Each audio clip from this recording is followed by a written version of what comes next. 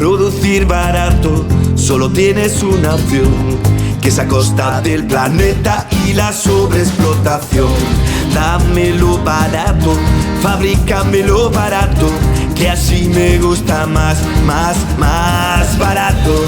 Véndemelo barato, lo quiero. Bueno, pues hoy estamos con Antón Reixa, nuestro Leonardo da Vinci, ¿no? Es un tipo que para los gallegos es una referencia en muchos aspectos profesionales y creativos. O sea, pues has tocado prácticamente todos los palos. Yo recuerdo que firmabas en algún momento artista multimedia. Firmaban por mí. Firmaban por ti. Yo en algún sitio he dicho que cuando te preguntan qué pondría usted en su epitafio, dice cualquier cosa menos polifacético. Menos polifacético. Has sido productor ejecutivo, has trabajado en el mundo de la producción prácticamente en todos los eslabones.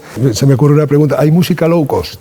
La música es un valor absoluto. Es decir, la música ha sido la primera pista de pruebas de la revolución digital. De repente con unos auriculares en tu teléfono estás en un estudio de grabación, ¿no?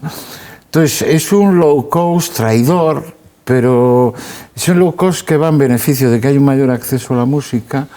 Tiene que defender y tiene que preservar la dignidad del talento del músico, pero el que la música haya bajado de precio es lo que ha puesto la contradicción de que al final la música como objeto tiene un coste de fabricación pequeño, ¿no? Claro. Entonces lo que hay que poner en valor es exactamente cómo está hecho y cómo cada individuo gestionamos esa emoción. La música es de las pocas cosas en las que agradezco el Big Data. Cuando entras en YouTube y seleccionas un artista, automáticamente YouTube preselecciona una serie de afinidades y tal. Y normalmente no se equivoca demasiado.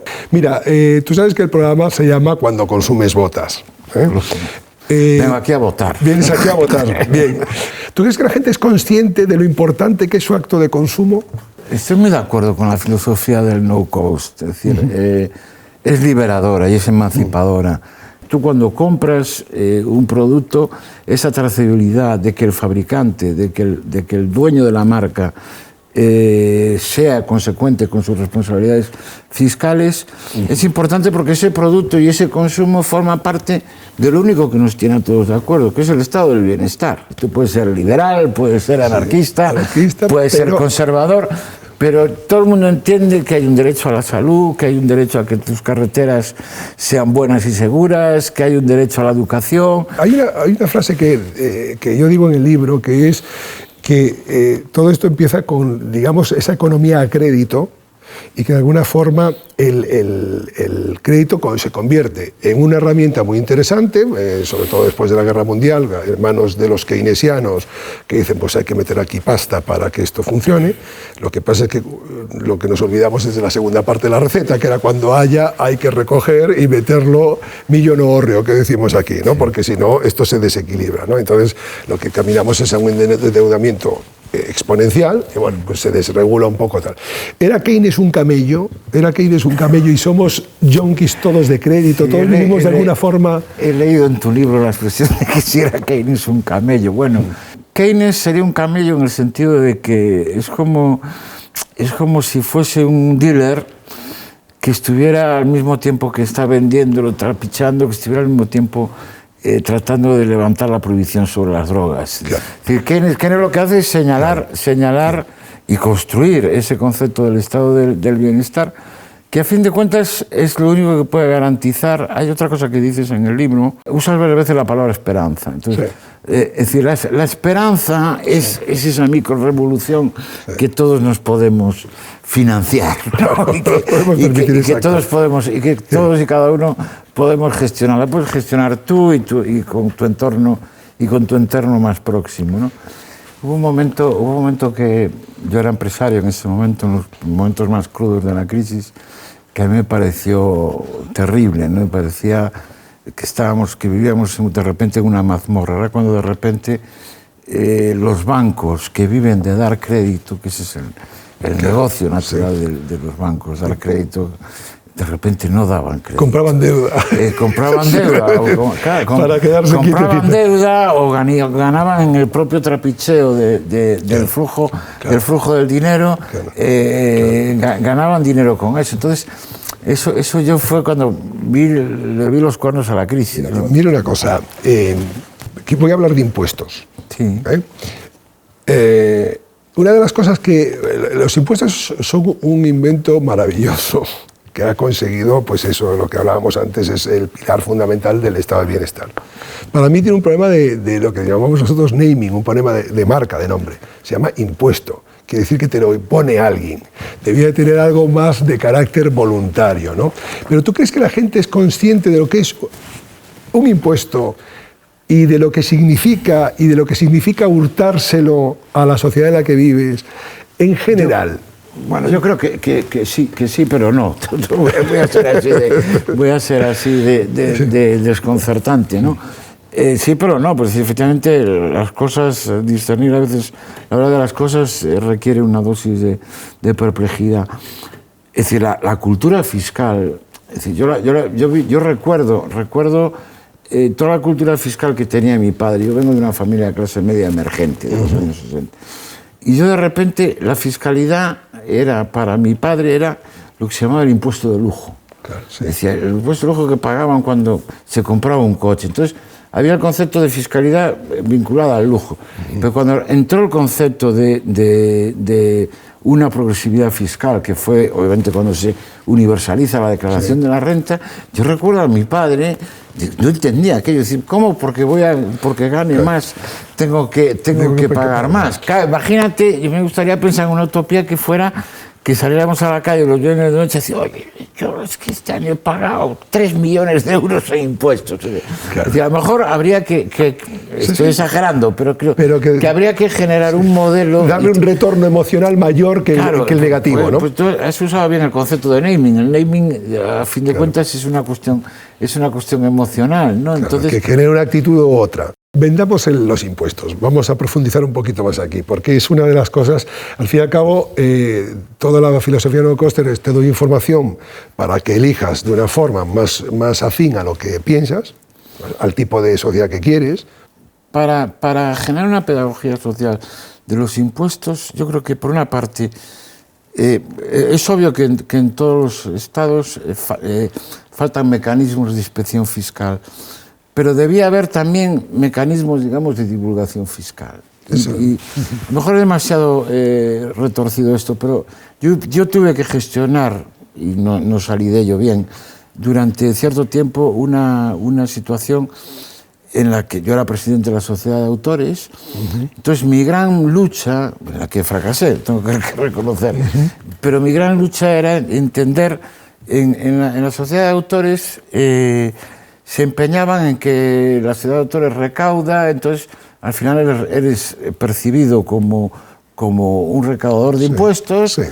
Y entonces eso le lleva al gestor del derecho a pensar que cualquier usuario del repertorio es un presunto delincuente. Entonces, yo creo que tendría que haber una hacienda pública que no pensara que el contribuyente es un delincuente en potencia. Eso es verdad. Sino que tiene que pensar que es un ciudadano con valores. Me ha quedado la estela de lo que hablábamos del proteccionismo. Claro. Yo recuerdo, de niño, me llamaba mucho la atención cuando iba a un restaurante con mi padre y pedía una centolla y le dicen, centolla tenemos, pero es francesa. Entonces yo para mí, mi pensamiento de niño es que también en Francia habrá unos tipos que pesquen y que necesiten vivir. Bueno, por supuesto. Es decir, por eso digo que el consumo responsable, en este caso, ahí no se trata de proteccionismo, se trata de que, por ejemplo, claro que hay que defender el producto propio. En el caso del marisco, claro. Es claro, pero hay que respetar las vedas, claro, hay que practicar la pesca sostenible. Aparte de todo, yo como no coster puedo tener más que ver con un tipo danés que respeta las reglas del juego que con un vecino que no las respeta. en la lectura optimista que intentamos darle a todo esto, porque es verdad que el análisis siempre de que te planteas una pregunta como si puede estar en jaque o en peligro o desaparecer el estado de bienestar, pues es un poquito alarmista, pero sin embargo nosotros intentamos ser optimistas y de alguna manera decir...